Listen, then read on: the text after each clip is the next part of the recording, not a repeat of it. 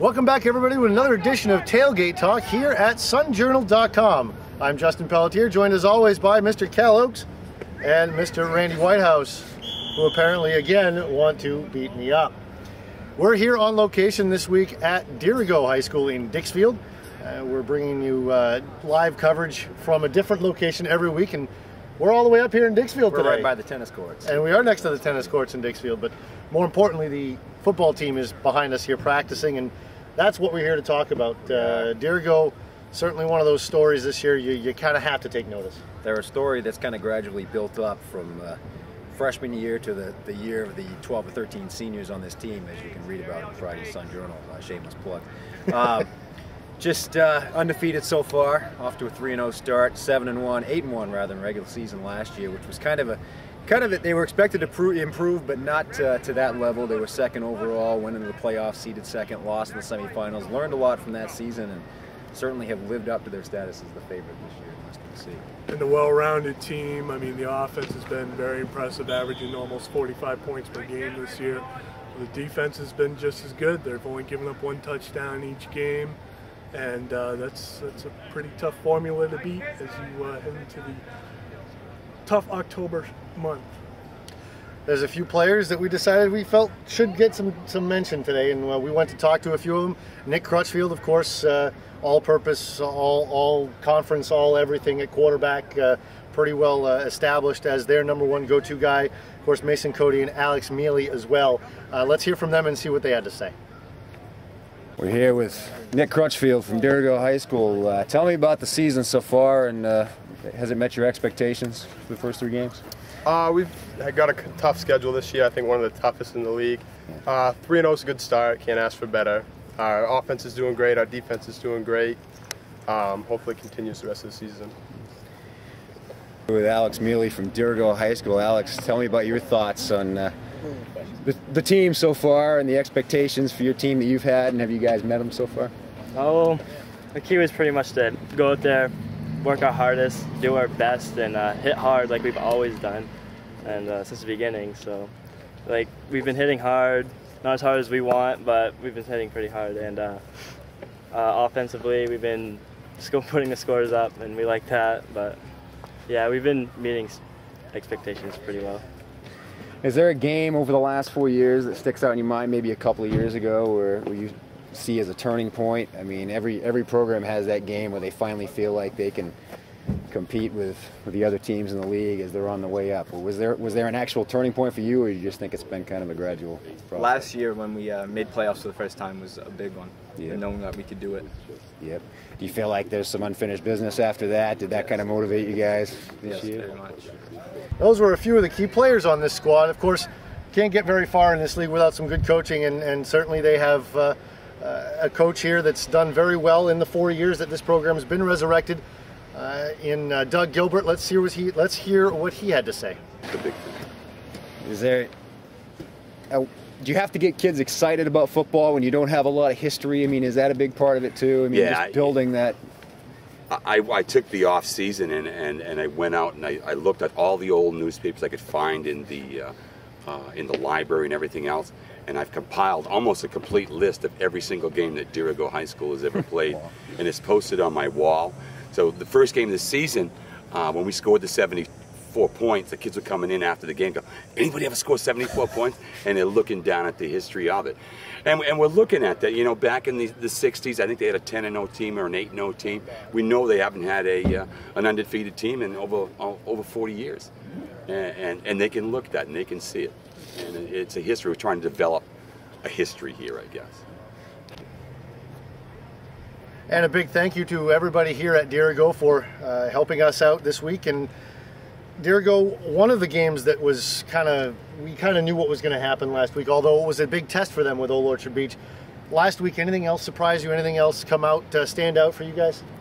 Well, certainly I kind of hinted last week that I thought Skowhegan had a shot to beat Lewiston, and they had no shot. So I was wrong there. That kind of surprised me a little bit. Mount Blue losing to Mount Ararat surprised me a little bit. They're a young team. They had that peak with the win over Oxford Hills, and now a Valley. We'll see how they bounce back from that. They got a couple of tough games coming up. And J. Oak Hill was kind of a swing game in Western C. Jay putting the ball on the ground just a little too much. That's been kind of the bugaboo for them the last 2 years. Mountain Valley struggling with Wells much as they did. Not that Mountain Valley's so far ahead of everyone else in that conference this year, but it's just not that often that you see them go down to the wire with any team, even a team that has had a history with them such as Wells. Well, you look at something like that and you start to see the other teams in that conference possibly starting to lick their chops at being able to face them here coming up in the next few weeks. They better lick their chops now, and you said it, while they can in the next few weeks, because they're just not healthy right now, are the Falcons. And when they do get everybody back at full strength, their entire defensive backfield was nicked up the other night, either out of the game completely or out for series at a time. 3/4 of the starting offensive backfield was hurt. So if you're going to get Mountain Valley, now's the time to get them. They've got Poland at home this week. That shouldn't be an issue. That shouldn't be an issue. I love what Poland's doing, and they're building a good program, but they're not ready for that kind of prime time yet. Mountain Valley is just going to probably go to 4-0, and actually, I don't see Mountain Valley being tested too much until they get down to the end of the season with York and Cape the final 2 weeks. As far as other games this weekend to watch out for, certainly Lewiston and Brunswick has now become a very intriguing matchup in the A side. Certainly. Looking down the list, Livermore Falls at Winthrop, the other big one on Friday night. What do you think there, Andy? Well, Lewiston, Brunswick, I know some people think it's still early in the season, but it's not really. We're halfway there. We're at the midway point. And I think, the South is going to come down to that game. Brunswick with a tough loss last week to Messalonsky. They were down early, fought back, and then ended up losing by a field goal. So they're certainly going to be charged up for this game. They know that a chance of winning the South Division titles on the line. Lewiston, impressive against Skowhegan last week, yes, but Bill County still thinks that they haven't really hit their stride, particularly defensively. The passing game struggled last week, but it was a very windy night, so that wasn't a big shock. Andy Polk in the running game really got the job done. This is as good a test as Lewiston has faced so far this season. Skowhegan or no Skowhegan, Brunswick is the best team that they will have faced up to this point. Absolutely, and do they play Lawrence? I believe they play Lawrence. They do play Lawrence. That's the next test on the schedule after this. I mean, if they get by Brunswick, they get a good shot at least 7-1 and a home playoff game. So that is a pivotal game, obviously, to that end. You mentioned Livermore Falls, Winthrop. Big test for Winthrop. Livermore Falls finally got challenged by Maranacook, and I think you're looking at the team behind us that's the clear favorite in most people's mind, but from 2 to about 10 in Western C, there's just very little separating those teams. I mean, it's one turnover, one big play in the fourth quarter. We're going to see some incredible games down the stretch this year. I was going to say, most of the games that we've caught ourselves saying it so many times that there are just not many teams that have played other teams that are on their level so far, which means all the good games must be still coming. Yeah, I mean, we've seen some glimpses of it. The Mountain Valley Wells game, the Livermore Maranacook game. There's certainly been some games that have been decent. But yeah, I mean, there's just going to be the end of September and the entire month of October. You just haven't seen anything yet. Yeah, you look at the second half of the schedules of the teams in our area that are competing for the top spots in their conferences, such as Lewiston and Leavitt and Mountain Valley.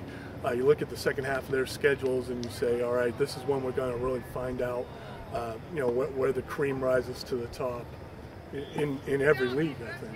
Quick rundown of the games this weekend. We've got Lewiston at Brunswick, as we mentioned, Coney at Edward Little, Oxford Hills at Mount Ararat, Mount Blue at Lawrence, Nokomis at Leavitt, Poland at Mountain Valley, Livermore Falls at Winthrop, Dirigo at Jay, Oak Hill at Madison, Grey New Gloucester at York, and then on Saturday, Freeport, Upstart, Freeport at Lisbon. Again, I think we highlighted the games that we're going to have to pay attention to. There's some ugly games there. Mildly intriguing to me is Grey New Gloucester at York. I mean, Grey New Gloucester is better than people think they are. They're 2-1. They are a contender for that fourth playoff spot.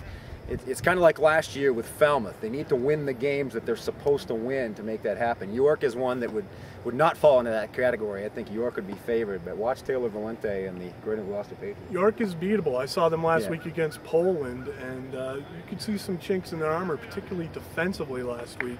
And Taylor Valente, he's the kind of running back as big and as fast as he is that's going to give any team trouble.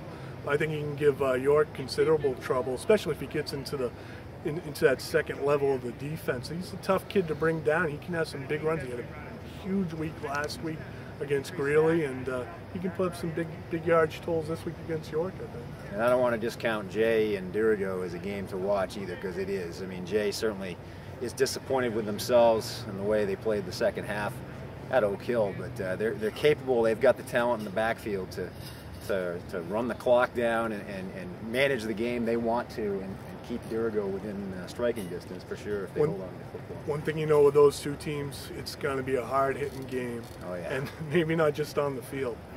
There's been some bad blood in that series over the last couple of years, certainly, and yeah, there's nothing Jay would like better than to make the Sun Journal jinx hold up on a Friday night. Well, if you're out there and you want to go watch some football, say hi to one of us when we're out there. I don't know exactly where we're going to be yet this weekend. I'll be at Jay. Some of us know, apparently. But we'll try to see you out there. And in the meantime, go support your teams. And thank you very much for watching here at sunjournal.com.